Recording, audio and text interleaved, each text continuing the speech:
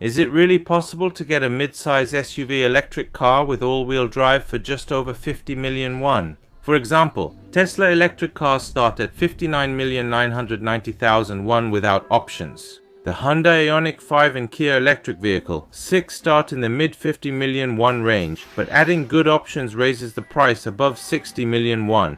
They're just barely in the 50 million won range. However, as a game changer, Sea Lion 7 is preparing to launch the all-wheel drive model in the low 50 million won range. If this happens, it'll be about 10 million won cheaper than competing vehicles. Will it be enough to open your wallet?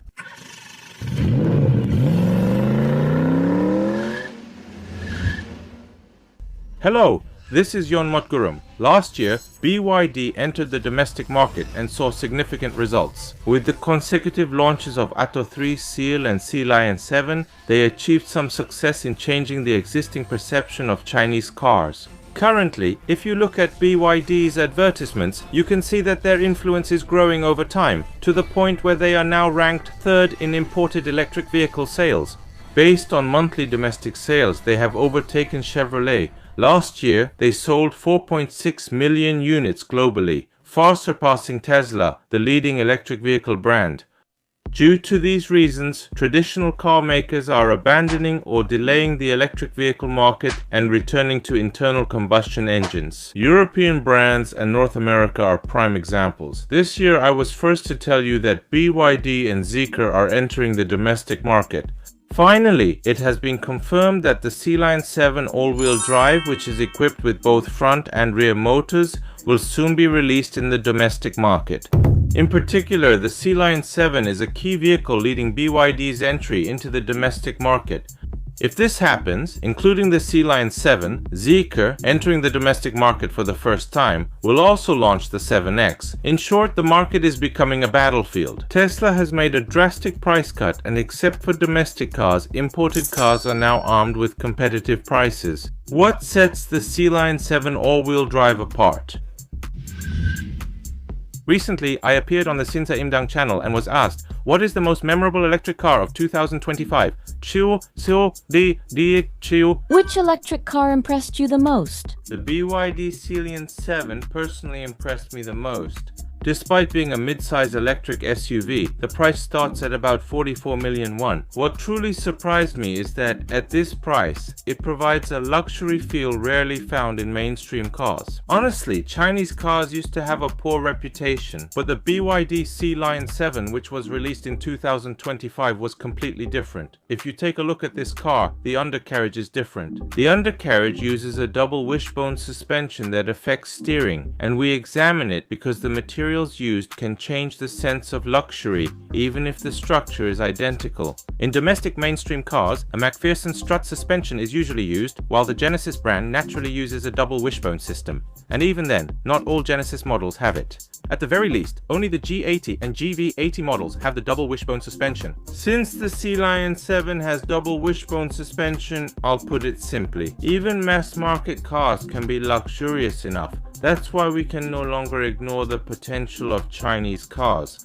I think the car that proved this is the Sea Lion 7. I've told you multiple times that the best way to check for a domestic release is through Ministry of Environment certification. It's not just a rumor, but the most reliable official source. Noise and emission certification are complete. You can see that the car name is Sea Lion 7 Dynamic All-Wheel Drive. All-wheel drive is a four-wheel drive vehicle with front and rear motors. The BYD Sea Lion 7 certification documents from Korea don't include dynamic all-wheel drives in the car name, meaning the rear motor electric vehicle was released first. If you take a look at the underbody for a moment, this is under the front subframe, and as you can see, it was completely empty like this. The vehicle that will be released this time is the one with the front motor added in this very space.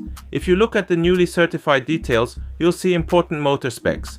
218 horsepower for the front motor and 313 horsepower for the rear motor.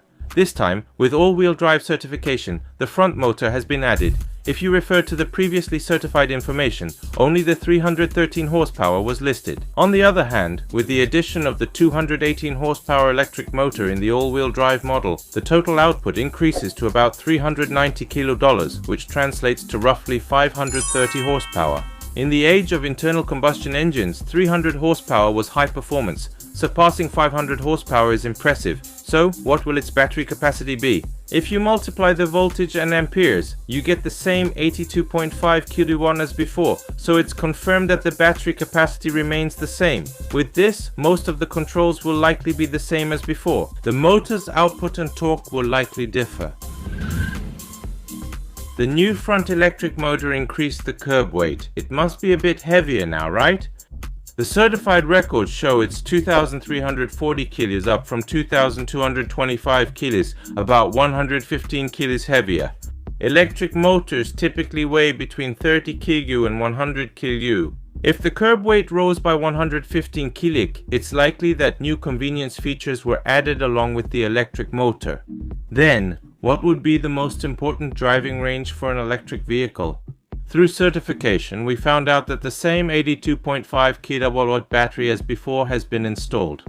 And since a front motor has been added and the car has become 115 kilos heavier, I'm sure subscribers have already noticed that the driving range will decrease. This certified all-wheel drive range drives 384 km at normal temperature and 357 km in winter. Now, let's compare it to the previous model. I've organized it into a table. The rear motor vehicle had a range of 398 km in normal temperatures and 385 km in cold, a difference of 12 km and 28 km respectively. For electric vehicles, the driving range can vary greatly depending on driving habits, so with this level of difference it probably won't be a big deal for those who were waiting for the all-wheel drive. However, it would have been better if the battery capacity had increased a bit more, but since the battery is the main factor that raises the price of an electric car, I think some compromise was necessary. The 0 to 100 time also differs. The previous vehicle took 6.7 seconds while the all-wheel drive does it in 4.5. You can expect much stronger performance. So, if you prioritize efficiency and real-world driving range, the rear-wheel drive model would be a good choice. But if you value performance, acceleration and traction more, then the all-wheel drive vehicle would be a better option. And there are a few special features added to the all-wheel drive vehicle. I'll organize and explain exactly what changes in those areas. With that settled, what's left are the release schedule and the price. I think if the price difference is around 10 million won, it would be competitive with other vehicles. Now it seems like we've entered an era where you can buy a mid-size electric SUV with all-wheel drive for just over 50 million won. That's all I have prepared for this video. If you want to automatically receive the next video, don't forget to subscribe to the channel and turn on notifications. Thank you. If this was helpful, please give it a like. Get accurate new car information quickly by subscribing and turning on notifications. Thank you.